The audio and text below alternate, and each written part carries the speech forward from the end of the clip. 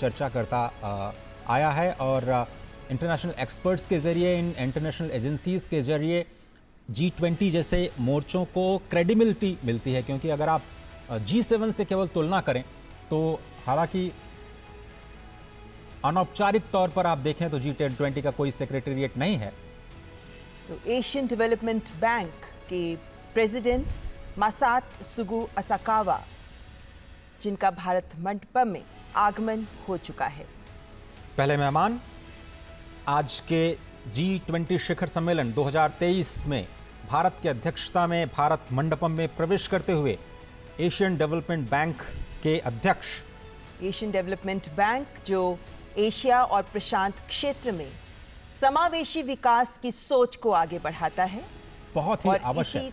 इसी सोच के तहत ये बैंक विभिन्न देशों को वित्त भी उपलब्ध कराता है और ये विकास को भी गति देता है। इन मायनों में एशिया के विकास के लिए एशियन डेवलपमेंट बैंक अपनी भूमिका लगातार बढ़ाता रहा है। बहुत बड़ी भूमिका 21वीं सदी, एशिया की सदी, और एशिया में फाइनेंस की जो समस्या है उसको दूर करने के लिए एडीबी ने महत्वपूर्ण भूमिका निभाई, और कैसे इसको और सशक्त किया जाए, कैसे इसका बेहतर कैपिटलाइजेशन किया जाए, उस पर भी फोकस एडीबी का इस वक्त आप देख रहे हैं। भारत मंडपम के अंदर की तस्वीरें, जहां पर योग मुद्राएं भारत की संस्कृति और सभ्यता से हमारे विदेशी मेहमानों को परिचित कराते हुए नजर आएंगी। प्रधानमंत्री नरेंद्र मोदी औपचारिक रूप से इन सभी नेताओं का स्वागत करेंगे। एशियन डेवलपमेंट बैंक के प्रेसिडेंट मासात्सुगु असाकावा जो भारत मंडपम में प्रवेश कर चुके हैं, और अब कुछ ही पलों में प्रधानमंत्री उनका औपचारिक स्वागत करेंगे। भारत मंडपम में जिस स्थान से हमारे राष्ट्राध्यक्ष, विभिन्न मेहमान गुजरेंगे, उन्हें फ्लैग्स के द्वारा झंडे लगाकर उनका स्वागत किया जा रहा है, और भारत मंडपम की खूबसूरती से दो चार होते हुए ये सभी हमारे मेहमान मुख्य स्थल तक पहुंचेंगे। तो एशियाई क्षेत्र में इंफ्रास्ट्रक्चर डेवलपमेंट को बढ़ावा देने के लिए एडीबी की बहुत ही महत्वपूर्ण भूमिका है, और भारत एक बहुत ही अहम हिस्सा इस। तो प्रधानमंत्री नरेंद्र मोदी इस वक्त एशियन डेवलपमेंट बैंक के प्रेसिडेंट मासात्सुगु असाकावा का स्वागत करते हुए, और यहां से जो सिलसिला शुरू हुआ है ये लगातार आगे बढ़ेगा। फाइनेंशियल स्टेबिलिटी बोर्ड, वित्तीय स्थिरता बोर्ड के अध्यक्ष क्लास नॉट भारत मंडपम में प्रवेश कर चुके हैं। 2021 से ही वे एफएसबी के अध्यक्ष रहे हैं। उन्हें एक लंबा अनुभव रहा है। वे यूरोपियन सेंट्रल बैंक के गवर्निंग काउंसिल के भी सदस्य हैं, जनरल काउंसिल के भी सदस्य हैं, और वे आईएमएफ के बोर्ड ऑफ गवर्नर्स के भी सदस्य हैं। प्रधानमंत्री Narendra Modi financial stability board FSB के अध्यक्ष क्लास नॉट का स्वागत करते हुए। और एफएसबी बहुत ही इंपॉर्टेंट इसलिए क्योंकि आईएमएफ के साथ मिलकर के इन्होंने सिंथेसिस पेपर तैयार किया है। भारत ने जो अपनी प्रेसिडेंसी में क्रिप्टो को रेगुलेशन को लेकर के प्राथमिकता दिखाई, उस पर काफ़ी इंपॉर्टेंट। और इस वक्त अंतर्राष्ट्रीय श्रम संगठन आईएलओ के डायरेक्टर जनरल गिलबर्ट एफ हांगबो, जिनका प्रवेश हो चुका है, वे आईएलओ के 11वें डायरेक्टर जनरल हैं, और वे पहले अफ्रीका महाद्वीप के नागरिक हैं जिन्हें ये पद मिला है। 2022 से ही वे इस पद पर आसीन हैं।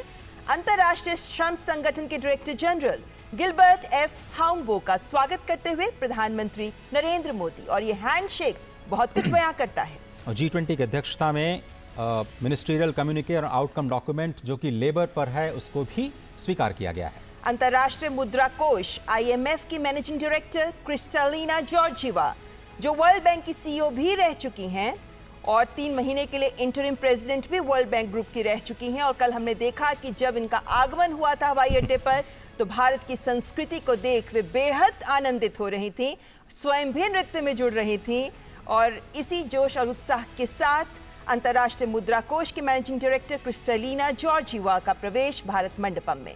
और बड़ा ही इंपॉर्टेंट स्टेटमेंट इन्होंने दिया कल ही कि इंडिया जो है एक शाइनिंग एग्जाम्पल है in a world of facing many uncertainties, and the robust economic growth is primarily rooted in the significant structural reforms that India have overtaken. प्रधानमंत्री नरेंद्र मोदी आईएमएफ के चीफ का स्वागत करते हुए और आईएमएफ की अध्यक्षता में बहुत सारे मुद्दों पर मंथन हुआ और भारत की प्रेसिडेंसी की जो प्राथमिकताएं हैं आईएमएफ ने खुल करके उनका स्वागत किया और प्रेसिडेंसी को पूरा समर्थन आईएमएफ ने जताया है। आईएमएफ के कई सारे सिंथेसिस पेपर भी G20 लीडर्स की समीक्षा के लिए पहुंच चुके हैं। तो विभिन्न राष्ट्राध्यक्षों का पहुंचना जारी। संयुक्त राष्ट्र के सेक्रेटरी जनरल एंटोनियो गुटेरेस, जो इससे पहले United Nations high commissioner for refugees के कमिश्नर भी रह चुके हैं, 10 साल तक वे वंचित और संवेदनशील समूहों उनके मुश्किलों को बहुत करीब से महसूस करते रहे हैं। ये ज्ञात रहे कि जब वो कमिश्नर फॉर रेफ्यूजीज थे उस वक्त सीरिया, इराक, सूडान, यमन, इनके विस्थापितों का दर्द भी उन्होंने करीब से देखा है। वे पुर्तगाल के प्रधानमंत्री भी रह चुके हैं और सेक्रेटरी जनरल के तौर पर उन्होंने कई महत्वपूर्ण कार्य किए हैं, कई महत्वपूर्ण शुरुआत की हैं। और G20 की अध्यक्षता के लिहाज से ये समझना जरूरी है कि कल ही उन्होंने बड़ा बयान दिया कि यूनाइटेड नेशंस में भी रिफॉर्म के लिए वो तैयार हैं। यूनाइटेड नेशंस के चीफ के तौर पर ये बड़ा बयान, भारत की प्रेसिडेंसी में आना और भारत की प्रेसिडेंसी को समर्थन देना यूनाइटेड नेशंस की तरफ से एक बड़ा बयान। तो प्रधानमंत्री नरेंद्र मोदी इस वक्त सेक्रेटरी जनरल एंटोनियो गुटेरेस का स्वागत करते हुए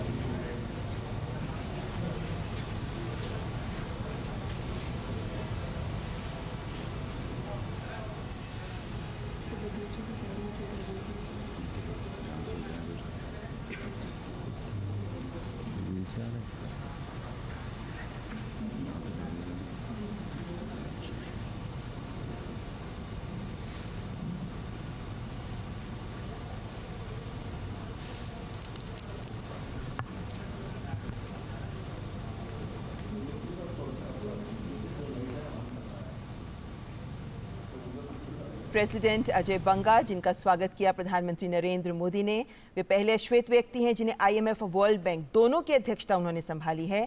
और महत्वपूर्ण बात कि उनका बिजनेस वर्ल्ड में भी काफ़ी महत्वपूर्ण अनुभव रहा है, जिसके बाद वे फिलहाल वर्ल्ड बैंक के प्रेसिडेंट और इस वक्त विश्व स्वास्थ्य संगठन WHO के director general doctor Tedros Adhanom Ghebreyesus, पहले डायरेक्टर जनरल जो अफ्रीकन रीजन से WHO के डायरेक्टर जनरल बने। उन्हें मलेरिया पर अनुसंधानकर्ता के रूप में विश्व में पहचाना जाता है और डायरेक्टर जनरल बनने से पहले वे वैश्विक स्वास्थ्य से भी जुड़े रहे हैं। Global fund to fight AIDS, malaria, tuberculosis के भी वे अध्यक्ष रहे हैं। और जिस वक्त कोविड महामारी ने पूरे विश्व को जकड़ लिया था, उस वक्त उनकी अध्यक्षता में WHO ने महत्वपूर्ण कार्य किए और इस स्थिति में विश्व के समक्ष एक महत्वपूर्ण उदाहरण भी प्रस्तुत किया।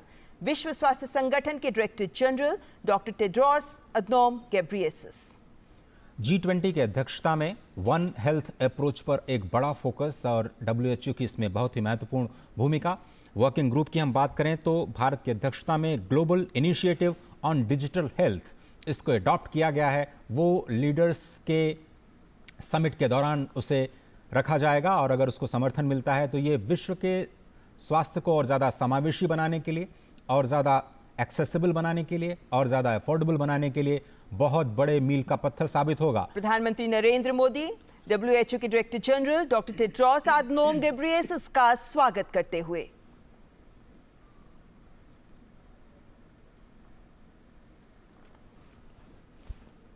सांकेतिक रूप से लगता है कि उनका हालचाल पूछ रहे हैं प्रधानमंत्री। और अब स्क्रीन पर आप देख सकते हैं OECD यानी आर्थिक सहयोग और विकास संगठन के सेक्रेटरी जनरल मथियास कामन, जो ऑस्ट्रेलिया के वित्त मंत्री भी रह चुके हैं, प्रधानमंत्री नरेंद्र मोदी उनका स्वागत करते हुए। इंटरनेशनल टैक्सेशन और कैपेसिटी बिल्डिंग में OECD की बहुत ही महत्वपूर्ण भूमिका, उनके रिपोर्ट से बहुत ज़्यादा मदद मिलती है और जो G20 के वर्किंग ग्रुप हैं उनको अपनी चर्चाओं को और आगे बढ़ाने के लिए बहुत ही इंपॉर्टेंट इंटरनेशनल ऑर्गेनाइजेशंस जो कि इनवाइट किए जाते हैं G20 के सम्मेलन में बहुत ही ख़ास इनपुट्स के लिए, जो डिसीजन मेकिंग में बहुत ही अहम भूमिका निभाते हैं। वैश्विक स्तर पर मुद्दों पर समावेशी विकास को समाहित करने में बहुत ही महत्वपूर्ण भूमिका निभाते हैं। और वर्ल्ड ट्रेड ऑर्गेनाइजेशन के डायरेक्टर जनरल गोजी ओकोंजो इवियाला, जो पहली महिला डायरेक्टर जनरल रही हैं WTO की और पहली अफ्रीकी नागरिक जिन्हें WTO की अध्यक्षता मिली है, गोजी ओकोंजो इवियाला, जो ग्लोबल फाइनेंस एक्सपर्ट हैं, इकोनॉमिस्ट हैं, Asia, Africa, Europe, Latin America, north America में काम करने का इन्हें 40 वर्षों का अनुभव रहा है और अंतर्राष्ट्रीय विकास के विशेषज्ञ इन्हें माना जाता है और फिलहाल WTO की अध्यक्षता संभाल रही हैं। 21वीं सदी के लिए WTO को तैयार करना, WTO में रिफॉर्म, इसकी लगातार बात करता रहा है भारत। और प्रधानमंत्री मोदी ने भी स्पष्ट तौर पर WTO में रिफॉर्म्स की वकालत की और ट्रेड एंड इन्वेस्टमेंट की वर्किंग ग्रुप में WTO मिनिस्ट्रियल मीटिंग में भारत इस मुद्दे पर लगातार बात करता रहा है कि विकासशील देशों को, ग्लोबल साउथ की आवाज़ को WTO में और ज़्यादा तरजीह दी जानी चाहिए। मार्केट एक्सेस में जो विकसित देश हैं, विकासशील देशों की मदद करें। प्रधानमंत्री Narendra Modi goji Okonjo इवियाला WTO के डायरेक्टर जनरल का स्वागत करते हुए।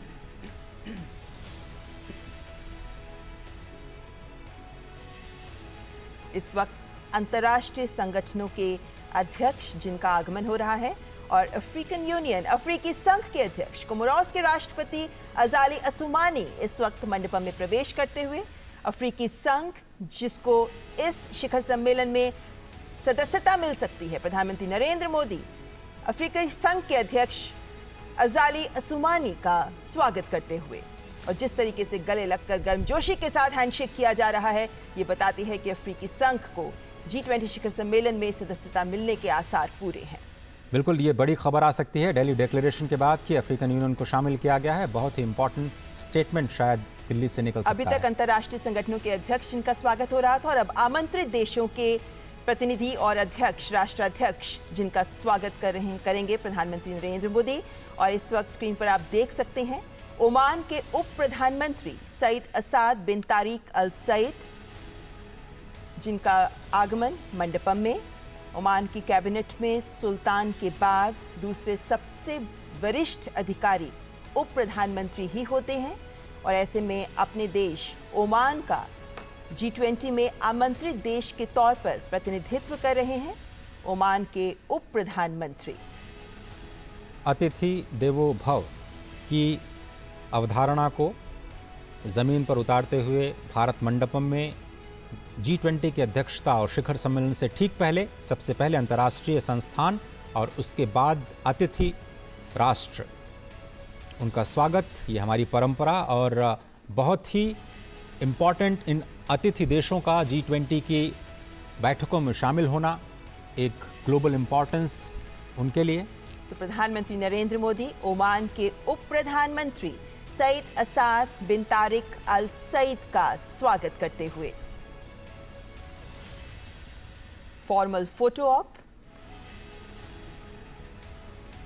और आमंत्रित देशों की फहरिस्त में बांग्लादेश की प्रधानमंत्री शेख हसीना, जिनका आगमन हो गया है। बांग्लादेश हमारा बेहद करीबी पड़ोसी देश। कल ही प्रधानमंत्री की बांग्लादेश के साथ द्विपक्षीय वार्ता भी हुई और शेख हसीना, प्रधानमंत्री शेख हसीना और प्रधानमंत्री नरेंद्र मोदी के बीच इस द्विपक्षीय वार्ता में पीपल टू पीपल कॉन्टैक्ट को बढ़ाना, कमर्शियल लिंकेजेस को बढ़ाना, कनेक्टिविटी को बढ़ाने पर बातचीत हुई। प्रधानमंत्री नरेंद्र मोदी बांग्लादेश की प्रधानमंत्री शेख हसीना का औपचारिक स्वागत करते हुए। पड़ोसी देशों के साथ भारत सदा ही अपने रिश्तों को प्रगाढ़ करने में जुटा रहता है और ऐसे में बांग्लादेश, जिनसे हम सीमाएं साझा करते हैं, हमारा एक महत्वपूर्ण पड़ोसी देश। और अब मॉरिशस के प्रधानमंत्री प्रविंद जुगन्नाथ स्क्रीन पे आप देख सकते हैं। इजिप्ट के राष्ट्रपति अब्देल फतेह अल सीसी, इजिप्ट जहां पर भारत अपने बहुत ही करीबी रिश्ते साझा करता है और राष्ट्रपति अब्देल फतेह अल सीसी भारत के साथ अपने रिश्तों को प्रगाढ़ करने के लिए कई महत्वपूर्ण कदम उठा चुके हैं। बहुत इंपॉर्टेंट, और आपको ध्यान होगा कि प्रधानमंत्री ने हाल ही में इजिप्ट की यात्रा भी की और दोनों देशों और ऐतिहासिक यात्रा, कई सालों के बाद कोई भारत का प्रधानमंत्री इजिप्ट की यात्रा पर गया और बहुत ही गर्मजोशी के साथ उनका स्वागत किया गया। और मुझे लगता है कि वहीं पे इनविटेशन प्रधानमंत्री ने दिया और इस वक्त तस्वीरें आपकी स्क्रीन पर। प्रधानमंत्री नरेंद्र मोदी इजिप्ट के राष्ट्रपति अब्देल फतेह अल सीसी का स्वागत करते हुए, हैंडशेक करते हुए। कोणार्क के सूर्य मंदिर से प्रभावित ये दृश्य। और इस भारत बात का मंडपम के अंदर। विशेष ख्याल रखा गया है कि जब ये औपचारिक फोटो ऑप हो रहा हो तो भारत की संस्कृति की इस अमूल्य धरोहर का भी एक उदाहरण विश्व के सामने रहे। और इस वक्त मॉरिशस के प्रधानमंत्री प्रविंद जुगन्नाथ मंडपम में प्रवेश कर चुके हैं। मॉरिशस के साथ भी भारत की कल द्विपक्षीय वार्ता हुई। प्रधानमंत्री नरेंद्र मोदी ने मॉरिशस के प्रधानमंत्री के साथ द्विपक्षीय वार्ता की और इस वक्त दोनों देशों के कूटनीतिक संबंधों के 75 वर्ष का जश्न भी मनाया जा रहा है। और द्विपक्षीय वार्ताओं में भी फिनटेक, ढांचागत विकास, सांस्कृतिक आदान प्रदान पर भी जोर रहा, क्योंकि मॉरिशस पहला ऐसा देश है अफ्रीकी महाद्वीप का जिसके साथ सेपा भी एग्रीमेंट पर भी आगे हम बढ़ चुके हैं, इसको भी हम साझा करते हैं। तो दोनों देशों के बीच के रिश्ते बेहद महत्वपूर्ण। भारतीय मूल के कई नागरिक मॉरिशस में अपने कारोबारी संबंधों को आगे बढ़ाते हुए स्पष्ट तौर पर नजर आते हैं और मॉरिशस को टैक्स ट्रीटीज़ के लिहाज से भारत के संदर्भ में काफ़ी महत्वपूर्ण देश के रूप में देखा जाता है। प्रधानमंत्री नरेंद्र मोदी मॉरिशस के प्रधानमंत्री प्रविंद जगन्नाथ का स्वागत करते हुए विभिन्न देशों के राष्ट्राध्यक्ष जिनका आगमन इस वक्त भारत मंडपम में जारी है, और नीदरलैंड्स के प्रधानमंत्री मार्क रूट, नीदरलैंड्स जो आमंत्रित देशों की फहरिस्त में शामिल है, और नीदरलैंड्स के साथ भारत का आदान प्रदान महत्वपूर्ण स्तर पर होता रहता है। नीदरलैंड्स की जो वाटर मैनेजमेंट की प्रैक्टिसेस हैं, एग्रीकल्चर की प्रैक्टिसेस हैं, वो पूरी दुनिया के लिए एक मिसाल है। और राष्ट्रपति जब यहाँ की यात्रा पर थे तो बहुत सारे बायलैटरल्स के जरिए दोनों देशों के कारोबारी संबंधों को और मजबूत बनाने की कोशिश की गई थी। और नीदरलैंड्स के प्रधानमंत्री जिस मुस्कुराहट के साथ आगे बढ़े और गले लगकर प्रधानमंत्री के साथ उन्होंने गर्मजोशी से किया, उसके साथ देख सकते हैं कि दोनों देशों के संबंधों में जो गर्मजोशी है ये उसका उदाहरण प्रस्तुत करता है। तो प्रधानमंत्री नरेंद्र मोदी नीदरलैंड्स के प्रधानमंत्री मार्क रूट का स्वागत करते हुए, जैसा हम जानते ही हैं, प्रधानमंत्री नरेंद्र मोदी की विभिन्न देशों के राष्ट्राध्यक्षों के साथ एक अलग ही केमिस्ट्री होती है और जिनके साथ उनकी मुलाकात होती भी रहती है। ऐसे में ये राष्ट्राध्यक्ष जब प्रधानमंत्री से मिलते हैं तो ये गर्मजोशी हमें देखने को मिलती है। इस हैंडशेक में जो गर्मजोशी है, इस हैंडशेक में जो स्ट्रेंथ है, वो आपसी रिश्तों को भी बेहतर बनाती है। और इस वक्त नाइजीरिया के राष्ट्रपति बोला अहमद तिनुबू, नाइजीरिया को उम्मीद है कि भारत से रक्षा क्षेत्र में बहुत बड़ा इन्वेस्टमेंट शायद नाइजीरिया में आ सकता है। और साथ ही साथ स्पष्ट तौर पर औपचारिक तौर पर उन्होंने कहा है कि बहुत ही सौभाग्य की बात है कि भारत को G20 की प्रेसिडेंसी दी गई है इस साल, और बहुत सारे मुद्दे जो ग्लोबल साउथ के उठाए गए हैं वो नाइजीरिया ने उनका समर्थन किया है और भारत के प्रति अपनी कृतज्ञता जताई। और अफ्रीका का एक बेहद महत्वपूर्ण सबसे बड़ी अर्थव्यवस्था माना जाता है नाइजीरिया को। इन मायनों में नाइजीरिया एक बेहद महत्वपूर्ण देश अफ्रीका का, और नाइजीरिया के राष्ट्रपति का G20 में एक आमंत्रित देश के रूप में इस G20 शिखर सम्मेलन में शामिल होना भी बेहद महत्वपूर्ण संकेत देता है। और नाइजीरिया के राष्ट्रपति का भारत आना और प्रधानमंत्री नरेंद्र मोदी इस वक्त नाइजीरिया के राष्ट्रपति बोला अहमद तिनुबू का स्वागत करते हुए, और स्पष्ट तौर पर नाइजीरिया बहुत से उत्साहित होगा क्योंकि बहुत सारे इन्वेस्टमेंट्स के इंटरेस्ट्स लगातार आने शुरू हो गए हैं। ऑटो सेक्टर में कुछ बड़ी उम्मीदें, कुछ बड़े ऐलान भी हुए हैं बीते दिनों। सिंगापुर के प्रधानमंत्री ली शिएन लूंग, और हम जानते हैं कि सिंगापुर के प्रधानमंत्री के साथ प्रधानमंत्री नरेंद्र मोदी बहुत बेहतर केमिस्ट्री रखते हैं, और ऐसे में सिंगापुर के प्रधानमंत्री का भी एक आमंत्रित देश के तौर पर G20 शिखर सम्मेलन में शामिल होना स्वाभाविक है। तो सिंगापुर के प्रधानमंत्री का आगमन, आसियान समिट के दौरान भी प्रधानमंत्री ने जिक्र किया सिंगापुर का स्पष्ट तौर पर, और सिंगापुर से जो भारत सीखना चाहता है उस स्मार्ट सिटीज़ का जो प्रोजेक्ट है, फाइनेंसिंग सिटीज़ ऑफ टुमारो को लेकर के जो कॉन्फ्रेंस हुई गांधीनगर में, उसमें सिंगापुर की बहुत ही अहम भूमिका रही। गिफ्ट सिटी जो बनाया गया है गांधीनगर में, उसमें भी सिंगापुर एक अहम भागीदार के रूप में सामने आया है। तो सिंगापुर के प्रधानमंत्री ली शिएन लूंग का स्वागत किया प्रधानमंत्री ने, और विभिन्न देशों के राष्ट्राध्यक्षों का आगमन जारी है और उनका औपचारिक स्वागत प्रधानमंत्री नरेंद्र मोदी के द्वारा 18वें G20 शिखर सम्मेलन के दौरान किया जा रहा है। और ये योग वॉल जिसके आगे से सभी राष्ट्राध्यक्ष गुजर रहे हैं, महत्वपूर्ण। स्पेन की उपराष्ट्रपति नाडिया कैल्विनो सेंटा मारिया,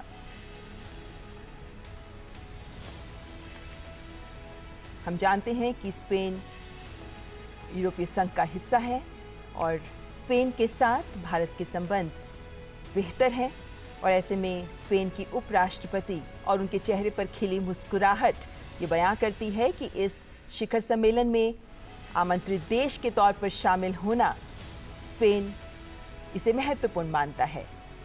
दोनों देशों के बीच स्किल्ड वर्कफोर्स के आदान प्रदान को लेकर के काफ़ी ज़्यादा उत्सुकता दिखाई दे रही है और स्पष्ट तौर पर जो G20 में बातचीत चल रही है, लेबर फोर्स के किसी भी तरह के मूवमेंट को बढ़ावा देने के लिए जो एक आम सहमति, एक वैश्विक सहमति बनाई जाए, उसमें भारत और स्पेन दोनों ही देशों को फायदा होने की उम्मीद। प्रधानमंत्री नरेंद्र मोदी स्पेन की उपराष्ट्रपति नाडिया कैल्विनो सेंटा मारिया का स्वागत करते हुए हैंडशेक करते हुए।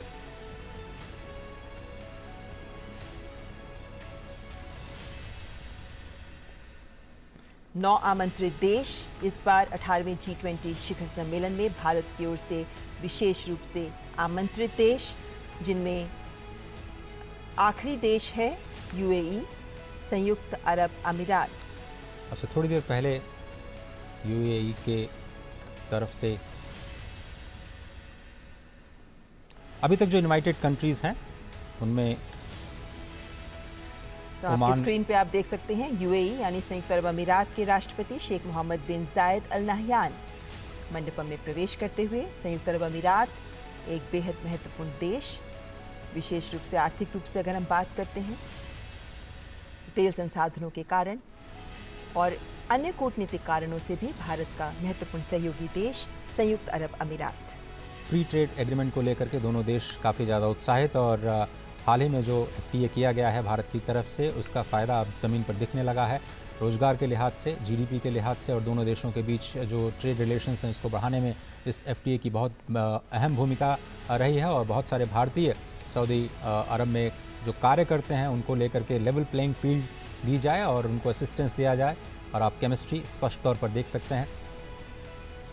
तो प्रधानमंत्री नरेंद्र मोदी UAE यानी संयुक्त अरब अमीरात के राष्ट्रपति शेख मोहम्मद बिन जायद अल नहयान का स्वागत करते हुए न केवल हैंडशेक बल्कि दोनों हाथों से उनके हाथों को थामते हुए उन्हें गले लगाते हुए।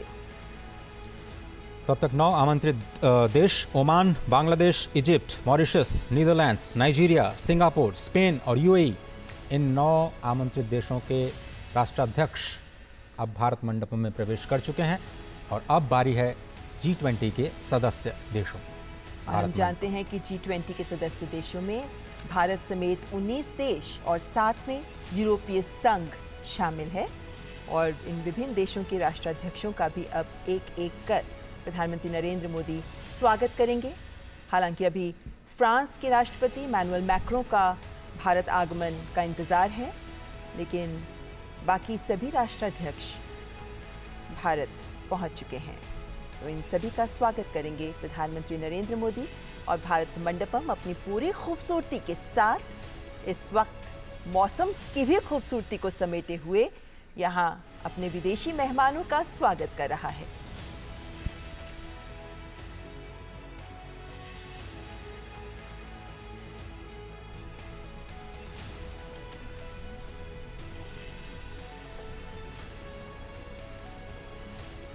और G20 सदस्य देशों में सबसे पहले मेक्सिको के आर्थिक मामलों की मंत्री राकेल बुएनरोस्ट्रो सैंचेज। मेक्सिको को विकासशील देशों की एक सशक्त आवाज़ के रूप में देखा जाता है और एग्रीकल्चर को लेकर के जो वहाँ पे बेस्ट प्रैक्टिसेस हैं उनसे सीखने की कोशिश पूरी दुनिया करती रही है। एग्रीकल्चर वर्किंग ग्रुप में भी मेक्सिको की अहम भूमिका रही है। किस तरह से खाद्य सुरक्षा को लेकर के जो खाद की कीमतों में हमने उछाल देखा कोविड के दौरान, रशिया यूक्रेन क्राइसिस के दौरान, उसमें कैसे सभी लोग मिलकर के फूड सिक्योरिटी की जो समस्या है उस पर आम राय, आम सहमति बना पाएँ, उसमें मेक्सिको ने एक अहम योगदान दिया। और स्पष्ट तौर पर G20 के सदस्य देश के रूप में भारत और मेक्सिको के न केवल द्विपक्षीय संबंध बल्कि G20 के मंच पर भी इन दोनों देशों का एक विकासशील देश के तौर पर अपने विचारों को रखना काफ़ी अहम। तो मेक्सिको की आर्थिक मामलों की मंत्री राकेल बुएनरोस्ट्रो सैnchez का स्वागत करते हुए प्रधानमंत्री नरेंद्र मोदी। मेक्सिको के राष्ट्राध्यक्ष का ही G20 शिखर सम्मेलन में आना था, लेकिन स्वास्थ्य कारणों से वे नहीं आ पाए, तो मेक्सिको का प्रतिनिधित्व कर रही वहां के आर्थिक मामलों की मंत्री। तो G20 के सदस्य देशों के राष्ट्राध्यक्षों का और प्रतिनिधियों का इस वक्त आना जारी है और भारत मंडपम में उनका औपचारिक स्वागत किया जा रहा है। भारत मंडपम जो 18वें G20 शिखर सम्मेलन का केंद्र। भारत मंडपम जहां से उम्मीद की जा रही है कि दिल्ली घोषणा पत्र एक मजबूत आवाज ग्लोबल साउथ के देशों की बनकर उभरेगा।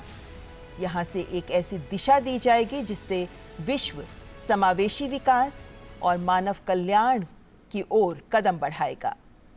G20 शिखर सम्मेलन भारत की अध्यक्षता में नया अध्याय लिख पाएगा, इस बात की भी उम्मीद की जा रही है।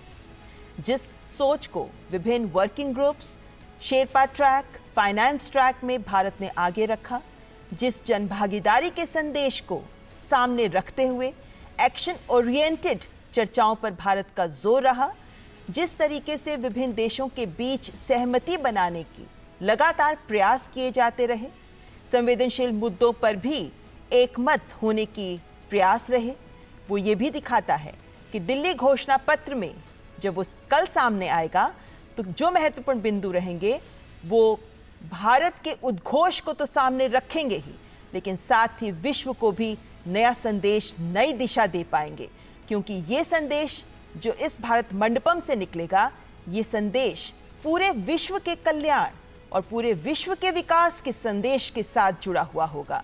वसुधैव कुटुंबकम, ये थीम एक सर्वसमावेशी थीम, तभी भारत एक पृथ्वी, एक कुटुंब, एक भविष्य की बात कर रहा है और इसीलिए इन्हीं विभिन्न मुद्दों पर सहमति बनाने के प्रयास इस भारत मंडपम में कुछ ही पलों बाद शुरू हो जाएंगे, जब औपचारिक स्वागत के बाद पहला सत्र एक पृथ्वी का आगाज होगा।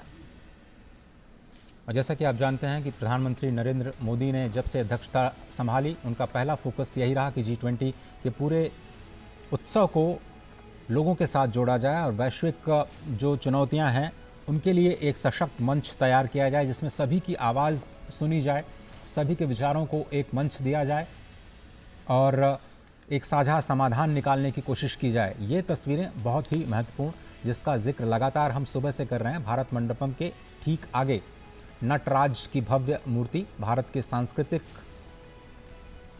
उद्भव और जिसको हम कहते हैं कि सभ्यता और संस्कृति की एक पावन धारा के रूप में जो भारत अपने आप को, भारत जिसका नाम ही है कि जहाँ पर लोग ज्ञान प्राप्त करने में प्रयासरत रहते हैं, और इसीलिए भारत मंडपम इस शब्द को भी बार बार रेखांकित करने का प्रयास किया जा रहा है। ये भव्य और दिव्य तस्वीरें आपको प्रगति मैदान में स्थित नए भारत मंडपम से सीधे हम आपके लिए ख़ास तौर पर लेकर के आए हैं, जहां पर अब से थोड़ी ही देर बाद G20 शिखर सम्मेलन 2023 भारत की अध्यक्षता में शिखर सम्मेलन यानी लीडर्स अब दिल्ली डिक्लेरेशन पर अपनी अंतिम मुहर लगाएंगे। कौन से मुद्दे, कौन सी प्राथमिकताएं जो भारत ने रखी, जिन पर वैश्विक सहमति बनती है, पूरी दुनिया की निगाहें इस वक्त टिकी हुई हैं, क्योंकि प्राथमिकताएं बहुत बड़ी भारत की ओर से। अर्जेंटीना के राष्ट्रपति एल्बर्टो फर्नांडिस 2018 में जब अर्जेंटीना ने G20 की अध्यक्षता की तो उस वक्त फूड सिक्योरिटी को एक मुद्दा बनाया। शायद किसी को नहीं पता होगा कि उसके बाद कोविड और उसके बाद रशिया और यूक्रेन क्राइसिस के बाद फूड इनसिक्योरिटी दुनिया के लिए सबसे बड़ी चुनौती बन जाएगा। लेकिन आज भारत ने ज़बरदस्त लीडरशिप का परिचय दिया। Fuel crisis, food crisis, fertiliser crisis, 3F की जो क्राइसिस है उसको सेंटर में रखते हुए वार्ताओं के जरिए कैसे इस संकट का एक साझा हल निकाला जाए, पुरजोर कोशिश की भारत ने अपनी ओर से। तो प्रधानमंत्री नरेंद्र मोदी अर्जेंटीना के राष्ट्रपति एल्बर्टो फर्नांडिस का स्वागत करते हुए, अर्जेंटीना जो भारत के साथ कई विभिन्न समूहों में मंच साझा करता है और इस वक्त G20 शिखर सम्मेलन में प्रधानमंत्री नरेंद्र मोदी अर्जेंटीना के राष्ट्रपति का स्वागत करते हुए। अर्जेंटीना जिसके साथ हमारा व्यापार कई उत्पाद के तहत आगे बढ़ता है। और इस वक्त ऑस्ट्रेलिया के प्रधानमंत्री Anthony Norman Albanese sustainable, balanced and inclusive global economic growth के लिए ऑस्ट्रेलिया की आवाज़ बहुत ही महत्वपूर्ण। ऑस्ट्रेलिया ने एक ओपन ग्लोबल इकोनॉमी और rule based multilateral trading system का समर्थन किया है, जिस पर भारत के प्रेसिडेंसी का सबसे बड़ा फोकस रहा है कि जो 20वीं सदी के संस्थान हैं उनको 21वीं सदी के लिए कैसे तैयार किया जाए। खुले तौर पर ऑस्ट्रेलिया ने समर्थन किया है कि जो रिफॉर्म्स हैं मल्टीलेटरल इंस्टीट्यूशंस का होना चाहिए, उस पर कई सारे पेपर्स आ चुके हैं। भारत की ओर से इंडिपेंडेंट एक्सपर्ट ग्रुप ने अपनी पहली रिपोर्ट भी सौंप दी है। दूसरी रिपोर्ट शायद अक्टूबर में आएगी, जिसका असर आने वाले दिनों में आपको प्रेसिडेंसी के दौरान दिखाई दे सकता है। एक बड़ी पहल ऑस्ट्रेलिया ने जिसका भरपूर समर्थन किया। प्रधानमंत्री नरेंद्र मोदी ऑस्ट्रेलिया के प्रधानमंत्री एंथनी नॉर्मन एल्बनीजी का स्वागत करते हुए।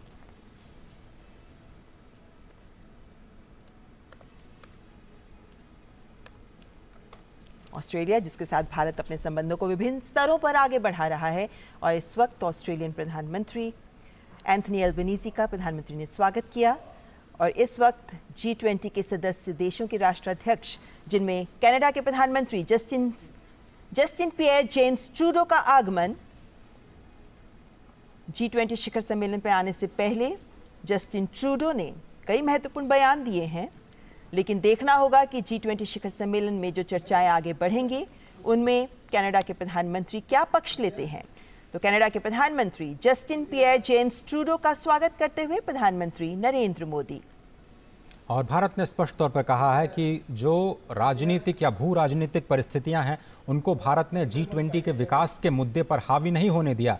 और यही शायद भारत के G20 प्रेसिडेंसी की सबसे बड़ी सफलता कही जा सकती है, क्योंकि ऐसा लग रहा था बहुत सारे देशों को कि शायद भारत कहीं दबाव में झुक न जाए, लेकिन भारत ने स्पष्ट तौर पर किसी का भी बिना कोई पक्ष लिए निष्पक्ष तौर पर इस अध्यक्षता को स्पष्ट तौर पर एक लीडरशिप के तौर पर संभाला। और भारत ने अपनी ओर से बिल्कुल साफ कर दिया कि वो किसी भी तरह के जो भू राजनीतिक परिस्थितियां हैं उनको इस वार्ता पर हावी नहीं होने देगा, क्योंकि ये एक मंच है वैश्विक विकास के मुद्दों को समाधान देने का, एक साझा हल ढूंढने का। और इस वक्त यूरोपियन यूनियन कमीशन की president Ursula von der Leyen.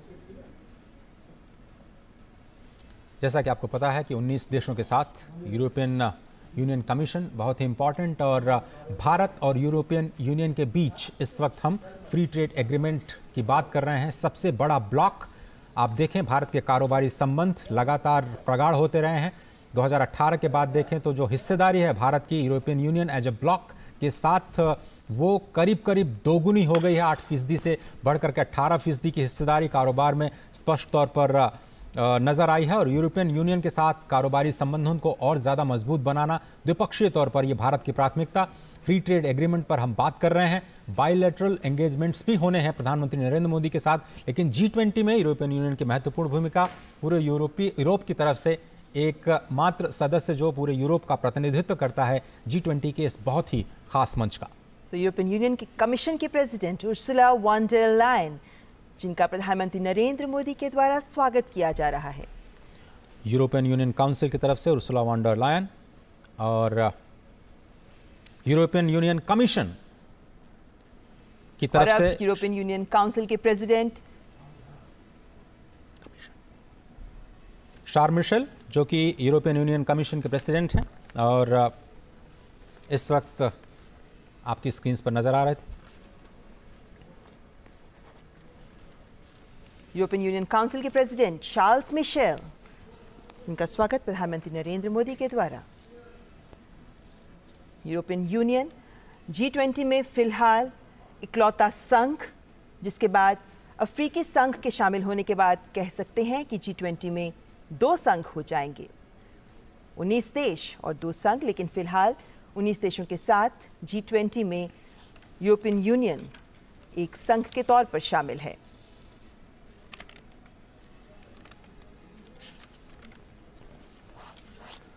जैसा कि आपको पता है कि भारत की प्राथमिकताएं बहुत स्पष्ट हैं, इंक्लूसिव डेवलपमेंट को बढ़ावा देना है और ये G20 की प्राथमिकताओं में शामिल।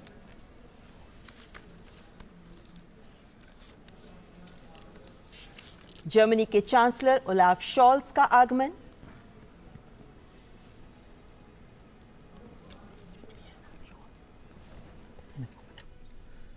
G7 में जर्मनी की बहुत महत्वपूर्ण भूमिका। और G7 के मंच पर जब प्रधानमंत्री नरेंद्र मोदी गए थे तो स्पष्ट तौर पर उनका भव्य स्वागत किया गया था। और वहां पर जो क्लाइमेट जस्टिस को लेकर के आवाज़ें उठी थीं उसको जर्मनी का भरपूर समर्थन मिला था।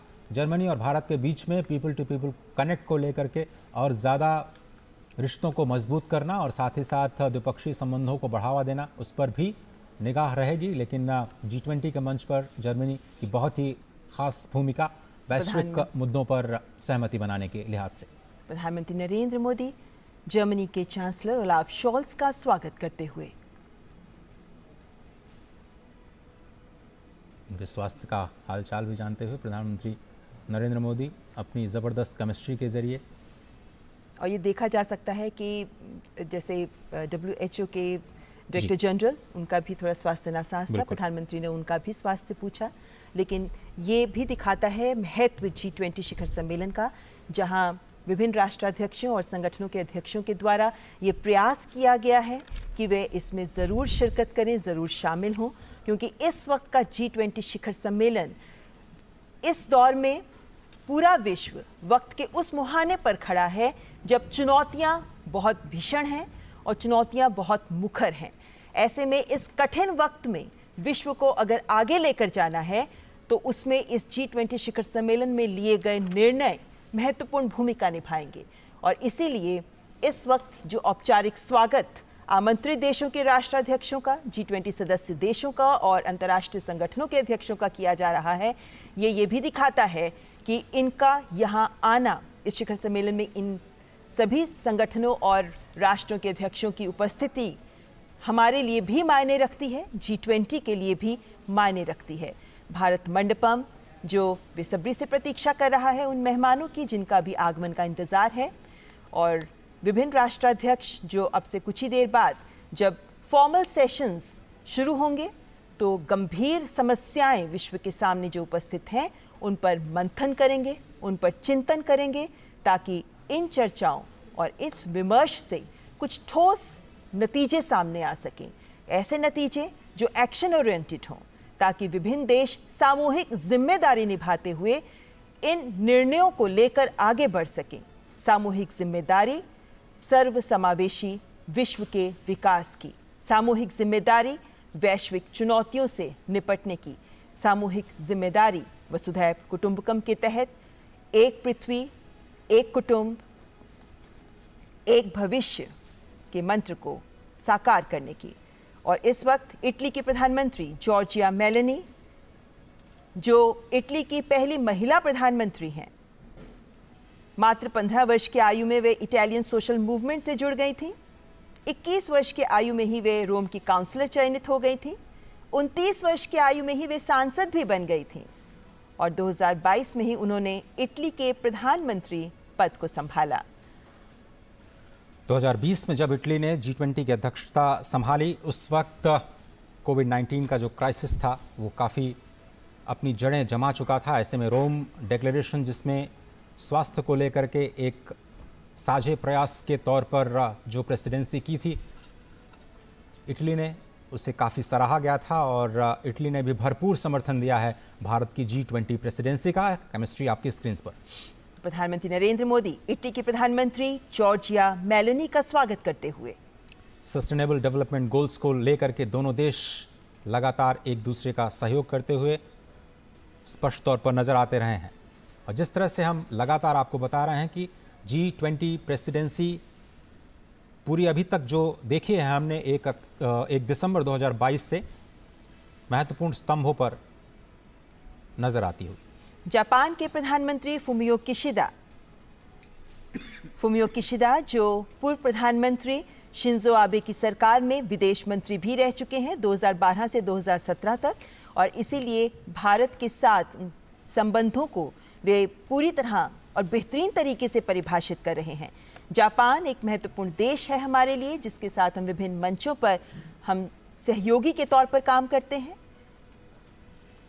और जापान ने पूरा समर्थन दिया है भारत का ग्लोबल साउथ के लीडर के तौर पर। स्पष्ट तौर पर जब ऐसा कहने में संकोच नहीं होना चाहिए कि जब भारत और चीन की बात आती है तो जापान हमेशा भारत के पक्ष में खड़ा रहा है। कई अंतर्राष्ट्रीय मंचों पर जापान ने खुल करके भारत का समर्थन किया है, भारत के विचारों का, और भारत के पक्ष में अपने विचार रखे हैं। प्रधानमंत्री नरेंद्र मोदी जापान के प्रधानमंत्री फुमियो किशिदा का स्वागत करते हुए।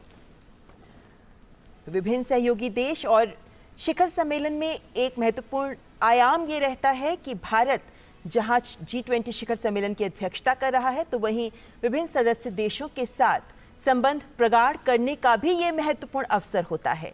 ऐसे में लगभग 15 बायलैटरल्स भी प्रधानमंत्री की प्लान्ड है, जिनमें से कल हमने देखा कि 3 देशों के साथ द्विपक्षीय वार्ताएं हुई, जिसके बाद आज भी सबकी नजरें रहेंगी, जब उम्मीद की जा रही है कि यूके, जर्मनी, फ्रांस के साथ भी और अन्य देशों के साथ भी प्रधानमंत्री द्विपक्षीय वार्ताएं करेंगे।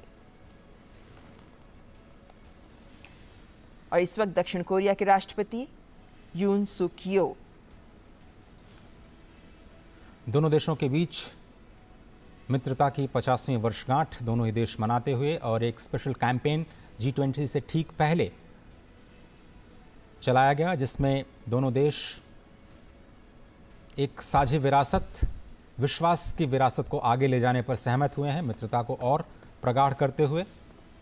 और G7 समिट में भी प्रधानमंत्री नरेंद्र मोदी की मुलाकात इनसे हुई और अब G20 का मंच तैयार, और पूरे साल हमने सहयोग देखा कोरिया का भारत की तमाम प्राथमिकताओं पर, और स्पष्ट तौर पर सांस्कृतिक लिहाज से दोनों देश और ज़्यादा करीब आते हुए। तो दक्षिण कोरिया के राष्ट्रपति यून सुक योल, जिनका स्वागत कर रहे हैं प्रधानमंत्री नरेंद्र मोदी, तो कई सदस्य देश जिनके आगमन का इंतजार, और प्रधानमंत्री नरेंद्र मोदी विशेष रूप से इस औपचारिक स्वागत कार्यक्रम को आगे बढ़ाते हुए G20 शिखर सम्मेलन, जिससे पूरे विश्व को उम्मीदें हैं, और जिन देशों को यहाँ G20 शिखर सम्मेलन में जिनके फ्लैग्स हम देख सकते हैं मंडपम के बाहर सजे हुए, लेकिन इन सभी देशों के ऊपर जिम्मेदारी है, ये जिम्मेदारी है कि इस शिखर सम्मेलन से कुछ ठोस निकलकर सामने आए, कुछ ऐसा निकलकर सामने आए जो विश्व के विकास को गति दे सके। इस वक्त कोविड महामारी से कितने ही देश हैं जो उबर रहे हैं। इस वक्त कोविड महामारी के बाद विभिन्न देशों की अर्थव्यवस्थाएं चरमराई हुई हैं। ऐसे में सभी देशों को एकजुट होकर आगे बढ़ने का आह्वान कर रहा है भारत इस भारत मंडपम से।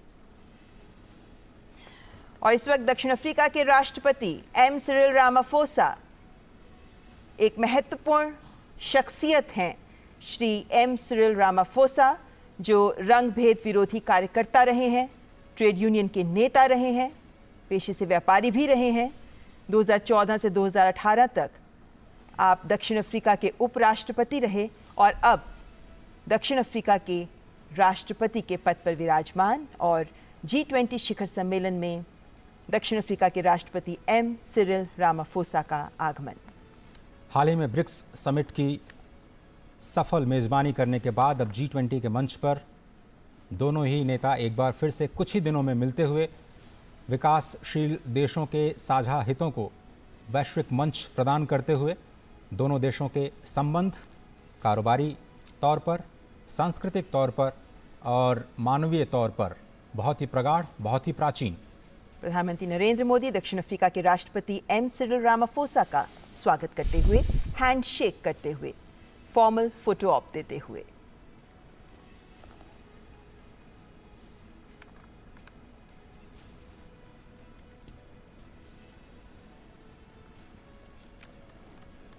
भारत मंडपम की खूबसूरती इस मौसम में देखते ही बनती है, विशेषकर रात के वक्त जब ये रोशनी से जगमगा उठता है, तब ये उम्मीद की जाती है कि ये रोशनी पूरे विश्व को रोशन करेगी। और ऐसे में आज जब मौसम भी बेहद सुहावना है, ये दिखाता है कि दिल्ली मौसम के साथ भी तैयार है अपने गणमान्य अतिथिगण का स्वागत करने के लिए। ये विभिन्न देशों के राष्ट्राध्यक्ष जो शक्तिशाली नेता हैं और ये विभिन्न राष्ट्र जो वैश्विक अर्थव्यवस्था में शक्तिशाली राष्ट्र के रूप में विराजमान हैं, इन सभी राष्ट्रों का और राष्ट्राध्यक्षों का एक ही मंच पर आज उपस्थित होना महत्वपूर्ण संकेत। और इस वक्त तुर्की के राष्ट्रपति रिसेप तैयप एर्दोआन का भारत मंडपम में आगमन। 2003 से 2014 तक आप तुर्की के प्रधानमंत्री रहे हैं। इससे पहले आप इस्तांबुल के मेयर भी रहे हैं और अब तुर्की के राष्ट्रपति के तौर पर महत्वपूर्ण जिम्मेदारी निभाते हुए और G20 के मंच पर अपने देश को प्रस्तुत करते हुए। तुर्की ने 2015 में G20 की अध्यक्षता संभाली थी और उस वक्त इंक्लूसिवनेस, इन्वेस्टमेंट और इम्प्लीमेंटेशन के 3I के इर्द गिर्द पूरी की पूरी प्रेसिडेंसी तुर्की की थी। और भारत की प्रेसिडेंसी में इंक्लूसिव एक पहला एजेंडा जिसको कहा जा सकता है और एक्शन ओरिएंटेड जो हमारा अंतिम एजेंडा है जिसको आप इम्प्लीमेंटेशन के साथ जोड़ सकते हैं। तो दोनों ही प्रेसिडेंसी में काफ़ी समानता दिखाई देती हुई और बहुत ही। और 2015 में जब तुर्की की अध्यक्षता में G20 शिखर सम्मेलन हुआ था तब W20 विमेन 20 का भी एंगेजमेंट ग्रुप जिसका निर्माण किया गया था, जिसका गठन किया गया था और वहीं से महिला विमर्श के मुद्दों को भी आगे बढ़ाया गया, जिससे पहले G20 में कोई महिलाओं के मुद्दे पर विमर्श का अलग से कोई समूह नहीं था। तो तुर्की के राष्ट्रपति रिसेप तैयप एर्दोआन का स्वागत करते हुए प्रधानमंत्री नरेंद्र मोदी। इंक्लूसिवनेस की जब भी बात होती है महिलाओं की भागीदारी बहुत ही महत्वपूर्ण। और इस वक्त आप देख सकते हैं यूनाइटेड किंगडम के प्रधानमंत्री ऋषि सुनक का आगमन भारत मंडपम में। भारतीय मूल के पहले व्यक्ति जो यूनाइटेड किंगडम के प्रधानमंत्री पद तक पहुंचे हैं, पहले ब्रिटिश एशियन जिन्होंने पद संभाला है। और आप पहले राजकोष के चांसलर भी रह चुके हैं, ट्रेजरी के मुख्य सचिव भी रहे देश में और अब यूनाइटेड किंगडम के प्रधानमंत्री पद को संभालते हुए ऋषि सुनक, हमने देखा कि कल जैसे ही वे हवाई जहाज से उतरे उन्होंने सबसे पहले प्रणाम किया और इस वक्त प्रधानमंत्री नरेंद्र मोदी गर्मजोशी के साथ गले मिलते हुए ऋषि सुनक के साथ और हैंडशेक करते हुए औपचारिक स्वागत। G20 का समर्थन और सबकी निगाहें होंगी भारत UK FTA वार्ता पर जो कि बहुत ही फाइनल स्टेज में है और दोनों नेता इसको अंतिम रूप दे सकते हैं। पूरी दुनिया की निगाहें इस पर होंगी कि भारत UK FTA को लेकर के दोनों देश कैसे आगे बढ़ते हैं और G20 के सभी मुद्दों पर समर्थन करते हुए ऋषि सुनक स्पष्ट तौर पर, खुले तौर पर, औपचारिक तौर पर भारत का समर्थन और प्रधानमंत्री नरेंद्र मोदी की लीडरशिप की तारीफ कर चुके हैं।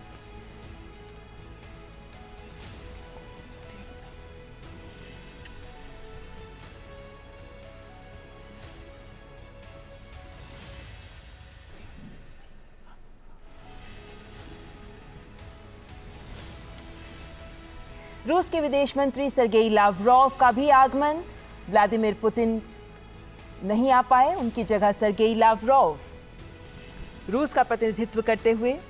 रूस एक शक्तिशाली देश जिसकी आवाज G20 शिखर सम्मेलन में महत्वपूर्ण रहेगी, बहुत ही महत्वपूर्ण रहेगी और शायद पूरी दुनिया ये देखना चाहेगी कि रूस का क्या रुख रहा है भारत की प्राथमिकताओं को लेकर के और भारत की प्रेसिडेंसी में जो रशिया के कंसर्न्स हैं फूड सिक्योरिटी के मोर्चे पर या दूसरे जियोपॉलिटिकल टेंशन के मोर्चे पर उसको फाइनल डिक्लेरेशन में किन शब्दों में परिभाषित किया जाएगा, क्योंकि यही वो पैराग्राफ होगा रशिया यूक्रेन क्राइसिस को लेकर के जिसमें सभी लोग ये पढ़ना चाहेंगे, रीड बिटवीन द लाइंस करना चाहेंगे कि क्या कुछ भारत की प्राथमिकताओं में शामिल रहा है। और अगर हम बाली डिक्लेरेशन की बात करें तो भारत का कहना है कि हम इस मुद्दे को बाली डिक्लेरेशन में जो अडॉप्ट किया गया था नेताओं के द्वारा उसको वहीं पर छोड़ना चाहते हैं और G20 की प्रेसिडेंसी में भारत विकास के मुद्दों को शामिल करना चाहता है, उस पर फोकस करना चाहता है, क्योंकि ये एक इकोनॉमिक फोरम है।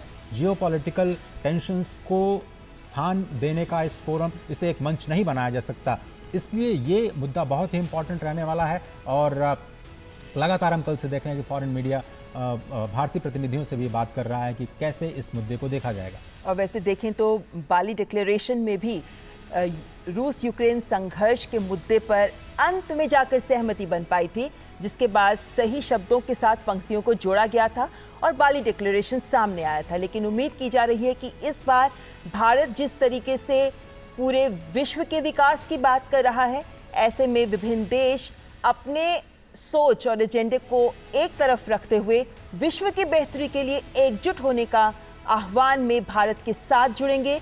इस बात की उम्मीद की जा रही है क्योंकि भारत भी लगातार जब से भारत ने अध्यक्षता संभाली है, भारत इन प्रयास में लगा रहा है कि विभिन्न देशों की अलग अलग आवाज़ों को कैसे एक साथ एक मत किया जाए और ऐसे में विभिन्न देशों को चर्चाओं में भी साथ जोड़ने का प्रयास भारत का रहा है।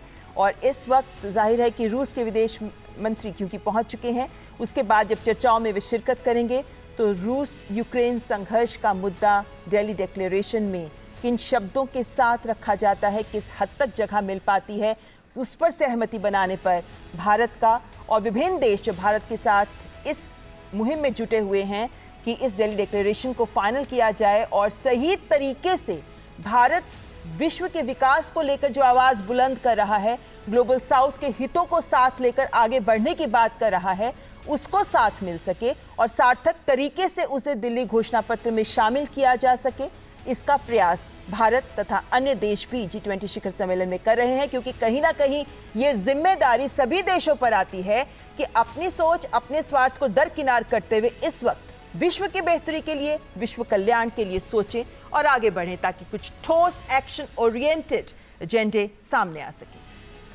तो भारत नहीं चाहता कि G20 को मंच बनाया जाए इस तरह की भू राजनीतिक जो टिप्पणियां हैं उसको लेकर के। बहुत सारे देशों ने ये कोशिश की दबाव बनाने की कि रशिया को लेकर के भारत की प्रेसिडेंसी की ओर से दबाव बनाया जाए। भारत ने दो टूक मना कर दिया कि ये एक विकास से संबंधित मुद्दों पर विचार विमर्श करने का मंच है और इसको कूटनीतिक मसलों के लिए इस्तेमाल नहीं किया जा सकता और भारत कम से कम ऐसा नहीं करने देगा। बहुत सारे मुद्दों पर ज़रूर बात हुई और अंत तक ये मुद्दा हमने अपनी प्राथमिकता में शामिल रखा कि जो विकास के मुद्दे हैं वो कहीं पीछे न रह जाएं। और इस वक्त ट्रॉयका देशों के राष्ट्राध्यक्ष जिनमें इंडोनेशिया के राष्ट्रपति जोको विदोदो का भारत मंडपम में आगमन, इंडोनेशिया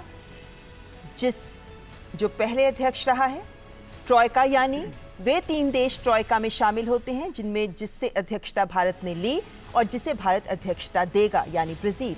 और इस वक्त इंडोनेशिया के राष्ट्रपति जोको विदोदो का आगमन हो चुका है। आसियान समिट के दौरान प्रधानमंत्री नरेंद्र मोदी ने इंडोनेशिया की अध्यक्षता का पूरा समर्थन किया और G20 के लिए समर्थन की बात की। आसियान के मोर्चे पर भी उस मंच पर भी उन्होंने G20 के प्राथमिकताओं का जिक्र किया और उन्होंने कहा कि ये सदी एशिया की है, ये सदी हम सब की है और इसलिए जो free and open Indo Pacific है उस पर फोकस करना आसियान क्षेत्र को बहुत ही आवश्यक। और ये ट्रॉयका बड़ा ही इम्पॉर्टेंट, पहली बार ऐसा हो रहा है G20 के इतिहास में कि 3 विकासशील देश लगातार 3 सालों तक, अगर आप साउथ अफ्रीका, दक्षिण अफ्रीका को शामिल कर लें तो लगातार 4 सालों तक ग्लोबल साउथ या विकासशील देशों की आवाज़ के तौर पर ये प्रेसिडेंसी उन मुद्दों को आगे बढ़ाती रहेगी। और इसलिए कहा जा रहा है कि जो भारत अपनी G20 प्रेसिडेंसी में जो लेगेसी छोड़ेगा, जिन मुद्दों पर बात आगे बढ़ी है वो अगले 2 से 3 सालों में और ज़्यादा मजबूत होती हुई नजर आएंगी। एक मजबूत आधार ज़रूर भारत ने तैयार कर दिया है। और विभिन्न कार्य समूहों की बैठकों पर अगर नज़र डालें, विभिन्न आउटकम डॉक्यूमेंट्स पर भी अगर नज़र डालें तो ये पाते हैं कि हर वर्किंग ग्रुप में, एंगेजमेंट ग्रुप में, या अगर हम स्टैक्स की बात करते हैं तो भारत ने हर जगह ये कोशिश की है कि कुछ नया, कुछ बेहतर, कुछ अधिक बेहतर स्तर देकर एंगेजमेंट ग्रुप्स और वर्किंग समूहों के दौरान कुछ आउटकम्स बेहतर सामने आए। ऐसे में स्टार्टअप 20 की शुरुआत करना या फिर महिलाओं के मुद्दों पर वर्किंग ग्रुप की घोषणा करना, कुछ महत्वपूर्ण और ठोस पहल के माध्यम से भारत ये सुनिश्चित कर रहा है कि सभी वर्गों का, सभी देशों का कल्याण हो सके। और अपनी अध्यक्षता में भारत जिस व्यापक स्तर पर भारत ने आयोजन किए हैं, जिस व्यापक स्तर पर सभी देशों को शामिल किया है, वो ये दिखाता है कि भारत एक अलग आयाम दे रहा है G20 शिखर सम्मेलन को। और इस वक्त ब्राजील के राष्ट्रपति लुइस इनासियो लुला दा सिल्वा, ब्राजील जो भारत से अध्यक्षता ग्रहण करेगा, भारत के बाद ब्राजील G20 शिखर सम्मेलन का अध्यक्ष होगा। ऐसे में ट्रॉयका के तहत ब्राजील के राष्ट्रपति लुइस इनासियो लुला दा सिल्वा भारत मंडपम में आगमन। ब्रिक्स के साझे सदस्य के तौर पर भारत और ब्राज़ील लगातार प्रतिनिधित्व करते रहे हैं एशिया का और विकासशील देशों का। ब्रिक्स के मंच के ज़रिए ही दोनों देशों को एक सशक्त आवाज़ भी समझा जाता है विकासशील देशों की, और इसलिए कहा जा रहा है कि ये जो ट्रॉइका है बहुत ही इंपॉर्टेंट है।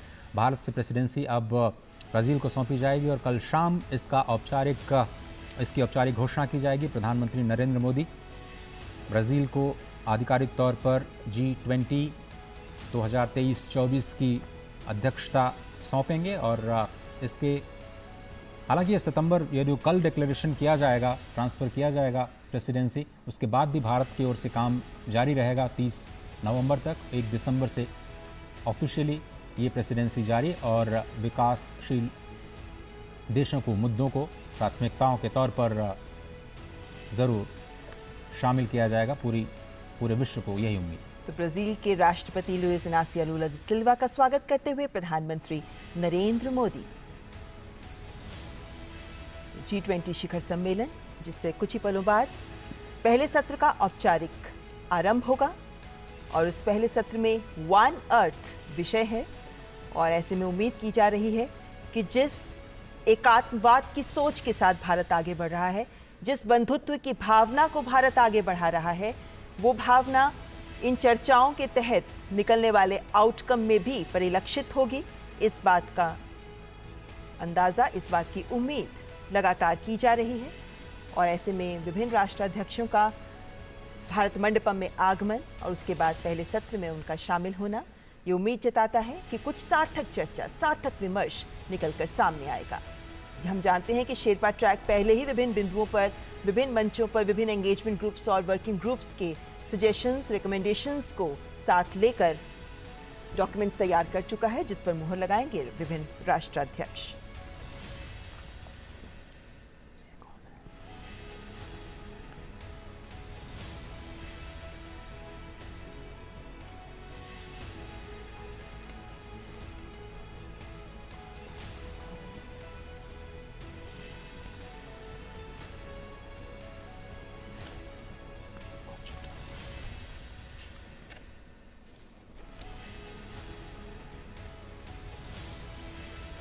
भारत मंडपम में विभिन्न देशों के राष्ट्राध्यक्षों का आगमन जारी।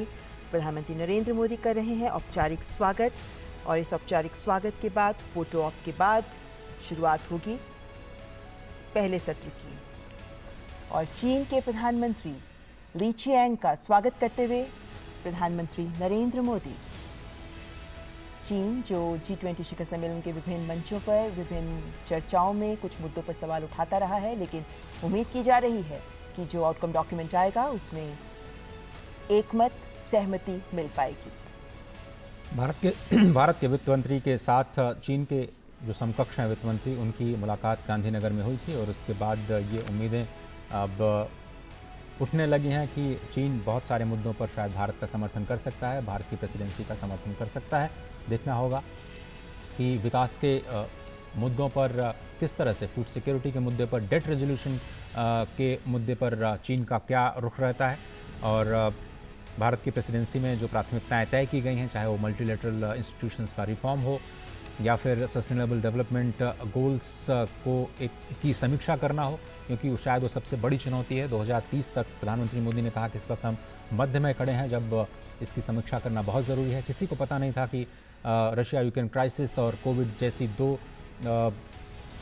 दो संकटों से पूरी दुनिया का सामना होगा और उसका असर SDGs के जो लक्ष्य हैं उन पर स्पष्ट तौर पर दिखाई देगा। ऐसे में अब रिकवरी की तरफ वर्ल्ड का पूरे विश्व का फोकस जो है वो अब जाता हुआ, और इस रिकवरी को कैसे और ज़्यादा स्ट्रांग बनाया जाए, कैसे इंक्लूसिव बनाया जाए, उस पर लगातार भारत की प्रेसिडेंसी ने काम किया है और उसका नतीजा आज और कल की लीडरशिप समिट के दौरान पूरी दुनिया को दिखाई देगा।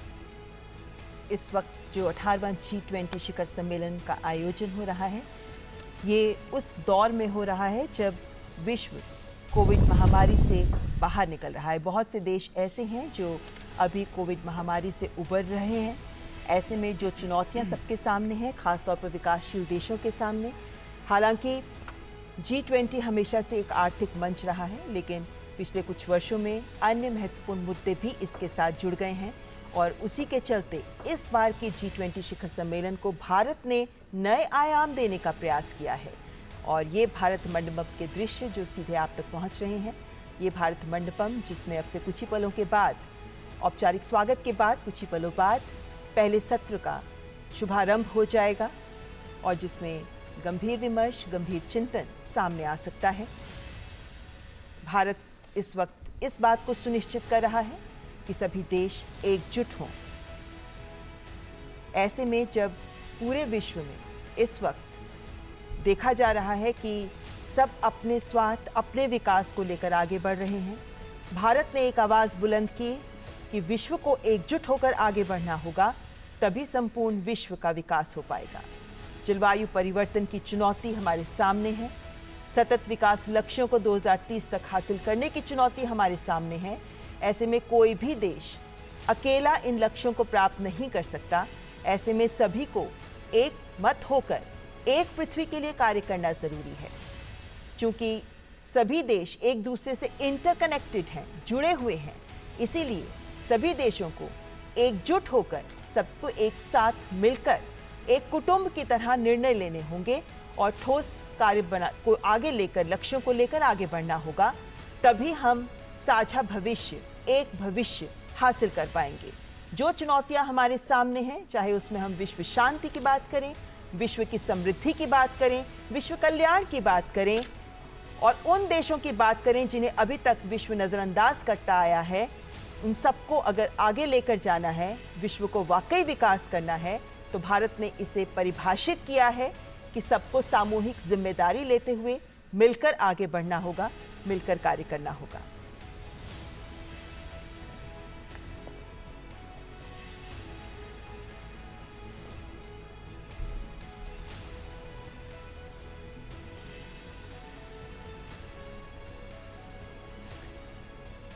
और भारत मंडपम से सीधे तस्वीरें आप देख रहे हैं और औपचारिक स्वागत का कार्यक्रम अब समाप्त हो चुका है। G20 शिखर सम्मेलन 2023 अब अपने पहले सत्र की ओर धीरे धीरे कदम आगे बढ़ाता हुआ, जहां वन अर्थ पर चर्चा होनी है। पहले सत्र में 3 फोकस, 3 सत्र और फिलहाल जो देशों के राष्ट्राध्यक्षों का आगमन का इंतजार इस वक्त हो रहा है और भारत मंडपम में पहले सत्र के औपचारिक आरंभ से पहले प्रधानमंत्री नरेंद्र मोदी के द्वारा विभिन्न राष्ट्राध्यक्षों का औपचारिक स्वागत का सिलसिला जारी। स्टूडियो में इस वक्त अंशु जोशी जी हमारे साथ हैं, GNU की प्रोफेसर। बड़ा फोकस, भारत की जो अध्यक्षता है वो अब अंतिम चरण में आ चुकी है अंशु जी। लेकिन यहाँ से हम एक नए अध्याय की शुरुआत होते हुए देख रहे हैं। हम देख सकते हैं कि कितना भव्य आयोजन है, किस पैमाने पर हमने ये आयोजन किया है। हमने 1 लाख से भी ज़्यादा जो प्रतिनिधि और विदेश से आए मेहमान हैं, उनका इस अपने अध्यक्षता के 1 साल में यहाँ स्वागत किया।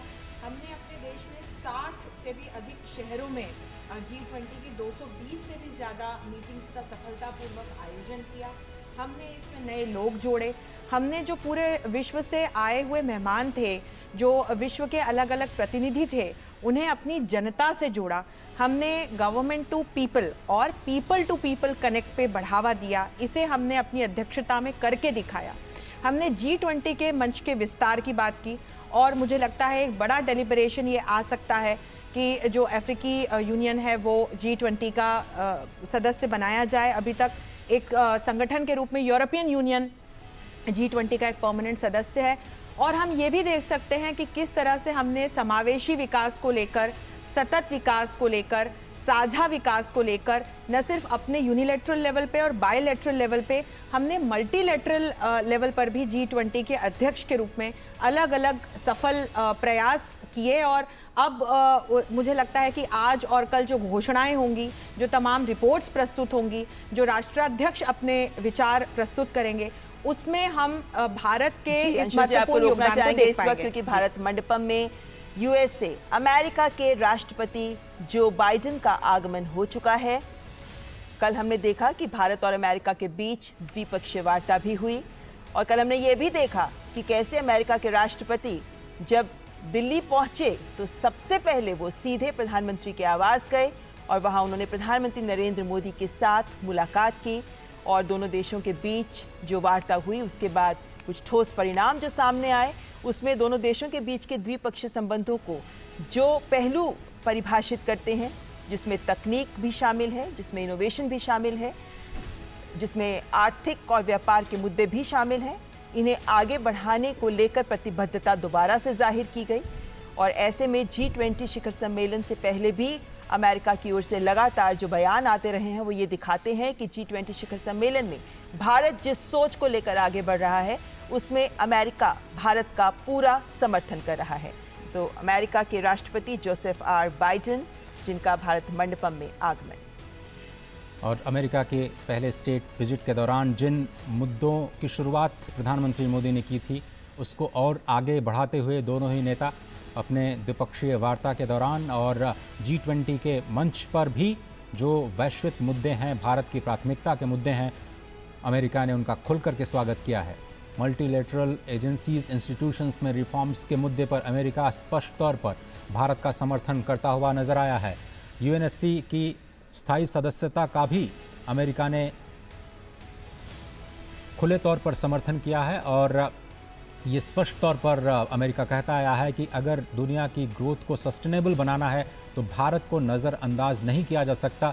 बदलते हुए परिदृश्य में दुनिया की सोच को बदलना ही होगा और दुनिया की सबसे पुरानी डेमोक्रेसी, दुनिया की सबसे बड़ी डेमोक्रेसी और एक जब साथ। प्रधानमंत्री नरेंद्र मोदी अमेरिका गए थे तब भी हमने देखा कि किस तरीके से उनका स्वागत करते हुए राष्ट्रपति और फर्स्ट लेडी ने प्रधानमंत्री के दोनों तरफ से हाथ पकड़ के वे उन्हें अपने आवास के अंदर लेकर गए थे। और वो ये दिखाता है कि दोनों देशों के राष्ट्राध्यक्षों के बीच कितने मधुर, कितने करीबी संबंध हैं। और प्रधानमंत्री नरेंद्र मोदी इस वक्त पीछे चित्रित इस चित्र को राष्ट्रपति जो बाइडेन को एक्सप्लेन करते हुए कि इसके मायने क्या हैं। समय का चक्र हमेशा चलता रहता है। एक सांकेतिक बयान कह सकते हैं इसे, लेकिन हाँ, प्रधानमंत्री नरेंद्र मोदी जिस तरीके से हमारे देश की संस्कृति में गौरव महसूस करते हैं और इसको सबके सामने रखते हैं, वो ये दिखाता है कि भारत जैसा सांस्कृतिक रूप से समृद्ध और विविध देश विभिन्न मंचों पर इस समृद्ध भारत की विरासत को प्रदर्शित करना महत्वपूर्ण है, क्योंकि ये भी भारत की एक ताकत है। तो अंशुल जी, मैं ये भी जानना चाह रही थी आपसे कि हम जब जन भागीदारी की बात करते हैं तो हमने देखा कि विभिन्न एंगेजमेंट ग्रुप्स में, उदाहरण के तौर पर महिलाओं की अगर मैं बात करूं तो आंगनवाड़ी वर्कर्स तक लेकर यहाँ तक कि जो स्ट्रीट वेंडर्स हैं उनको भी लिया गया, यहाँ तक कि जो असंगठित क्षेत्र की महिलाएं हैं जो घरेलू घरों में काम करती हैं उन तक भी पहुंचा गया। तो क्या ये भी साबित करता है कि भारत का एक ये भी प्रयास है कि जो कुछ स्टेप्स, जो कुछ निर्णय सामने आए वो जमीनी स्तर पर लोगों के जीवन को बदल सके, उसे प्रभावित कर सके, ताकि वो जो बदलाव की बात की जाती है विश्व में वो बड़े बड़े ऐलान नहीं, छोटे छोटे कदमों से सामने आए। और इस वक्त आपको रोकना चाहूंगी फिर, क्योंकि इस वक्त हम स्क्रीन पर दिखा सकते हैं आपको कि सऊदी अरब के किंग सलमान बिन अब्दुल अजीज अल सऊद का भारत मंडपम में आगमन। अब क्राउन प्रिंस सलमान बिन अब्दुल अजीज अल सऊद का आगमन हो चुका है। अब से कुछ ही देर पहले सऊदी अरब के क्राउन प्रिंस भारत पहुंचे हैं।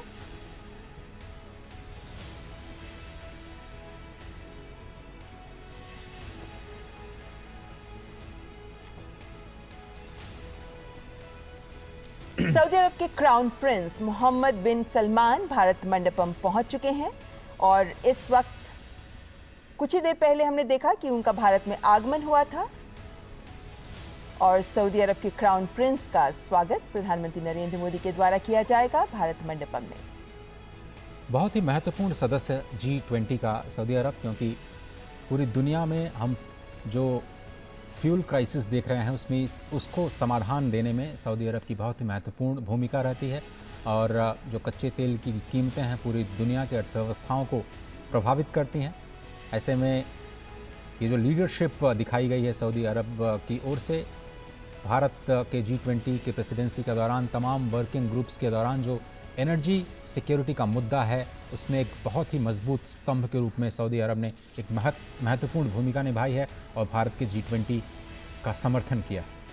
तो सऊदी अरब के क्राउन प्रिंस मोहम्मद बिन सलमान का प्रधानमंत्री नरेंद्र मोदी के द्वारा स्वागत करते हुए और इसी के साथ विभिन्न राष्ट्राध्यक्षों और अंतर्राष्ट्रीय संगठनों के अध्यक्षों का स्वागत का कार्यक्रम औपचारिक रूप से संपन्न हुआ, जिसके बाद अब प्रथम सत्र वन अर्थ की शुरुआत होगी और इस सत्र में पृथ्वी को लेकर कैसे विभिन्न देश महत्वपूर्ण कदम उठा सकते हैं, एक पृथ्वी, अपने पृथ्वी के संरक्षण को लेकर देश क्या कुछ कर सकते हैं। ऐसे में अभी तक विभिन्न कार्य समूहों में और एंगेजमेंट ग्रुप्स में जो बातें निकलकर सामने आई, जिसके आधार पर शेरपा ट्रैक में डॉक्यूमेंट तैयार किया गया, ऐसे में विभिन्न देश उस पर मंथन करेंगे ताकि कुछ ठोस नतीजे लेकर सामने आ सके। और इस वक्त दूरदर्शन नेटवर्क के जो टेक्निकल टीम है उसकी भी तारीफ करना बहुत ही आवश्यक है। आप देखें कि कितने कैमरा एंगल्स के